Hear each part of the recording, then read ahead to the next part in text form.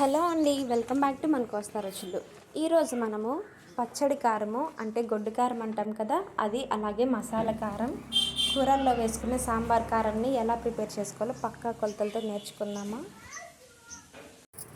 అత్త, మసాలా కారంని అలాగే గొడ్డు కారంని పక్కా కొలతలతో ఎలా ప్రిపేర్ చేసుకోవాలో మాకు కూడా చూపించవా? సరేను, చెప్తాను. ఒకసారి 2 కేజీలు ఎండుమిరపకాయలు తీసుకోవాలి. 2 కేజీల్లో 1 కేజీ గొడ్డు కారానికి 1 కేజీ మసాలా కారానికి తీసుకుంటున్నాను. ముందుగా ఇలాగ తొడియాలు తీసుకోవాలి. తాలుగాయలు ఏమి లేకుండా చక్కగా తొడియాలు తీసుకొని ఎండలో ఎండబెట్టుకోవాలి. ఒక 2 రోజులు బాగా ఎండలో ఎండబెట్టుకోవాలి, బాగా ఎండేటట్టుగా గలగలలాడే విధంగా. కేజీ మసాలా కారానికి కొలత: ధనియాలు 200 గ్రాములు, జీలకర్ర 100 గ్రాములు, మెంతులు 50 గ్రాములు, ఉప్పు 2 గిద్దలు, ఆమదం 150 గ్రాములు, చిన్నులపాయలు 1/4 కేజీ. ధనియాలు, జీలకర్ర, మెంతులు, ఉప్పు అన్నీ వాటికి విడివిడిగా వేపుకొని ఎండలో ఎండబెట్టుకోవాలి. ఉప్పు 2 గిద్దలు అన్నాను కదా, 2 గిద్దలు అంటే 200 గ్రాములు. వీటన్నిటిని ద్వారగా వేయించుకొని ఎండలో ఎండబెట్టుకోవాలి. ఇవన్నీ ఎండబెడుతుంటే చూడండి, అన్నీ కూడా ఎంత కమ్మల సువాసన వస్తున్నాయో. వీటన్నిటిని విడివిడిగా దేనికి దానికి ప్యాక్ చేసుకొని కారం మిల్లు దగ్గరకు తీసుకెళ్ళాలి. ఇలా అన్నీ తీసుకొని వెళితే ముందు మిరపకాయలు మెదిగిన తర్వాత దినుసులన్నీ ఒకదాని తర్వాత ఒకటి వేసి వాళ్ళే మనకు దంచి అన్నీ కారం వేసిస్తారు.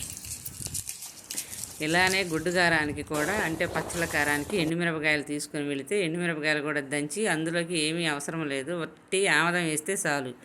మిరపకాయలు మెదిగిన తర్వాత దానిలో ఆముదం కలిపి మనకి కారం వేసిస్తారు. ఈ ఆముదం అనేది మనకి పచ్చళ్ళ కారంలో కానీ మసాలా కారంలో కానీ రంగు మారకుండా ఉండటానికే వేస్తాం మనం. కారం కూడా మెత్తగా ఉంటుంది. ఓకే ఫ్రెండ్స్, మనమైతే ఇక్కడ కేజీ కారంకి అయితే పక్కా కొలతల్ని నేర్చుకున్నాము. ఈ కారంని మేము నారాకోడూరు వెంకటేశ్వర కారం మిల్లు దగ్గర వేయించుకున్నాము. ఎవ్రీ ఇయర్ ఇక్కడే వేయించుకుంటాము. మనకి ఇక్కడ కారం బాగా వేస్తారు, అలాగే కారం కూడా ఏమీ తగ్గదు. కారం చాలా బాగుంటుంది. ఒక్కసారి మనము వీళ్ళు కారంని ఎలా ప్రిపేర్ చేస్తారో, మసాలాలన్నీ ఒకదాని తర్వాత ఒకటి ఎలా యాడ్ చేస్తారో చూద్దాము.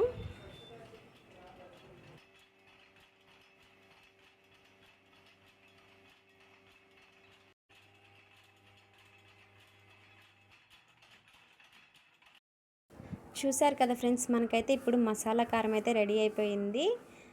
చూడండి ఎంత సాఫ్ట్గా, కలర్ఫుల్గా ఎంత బాగుందో. అలాగే గొడ్డు కారము, పచ్చళ్ళ కారం కూడా రెడీ అయిపోయింది. సో తప్పకుండా మీరు కూడా ఇదే విధంగా ట్రై చేయండి. అలాగే ఈ వీడియో నచ్చితే లైక్ చేయండి, షేర్ చేయండి.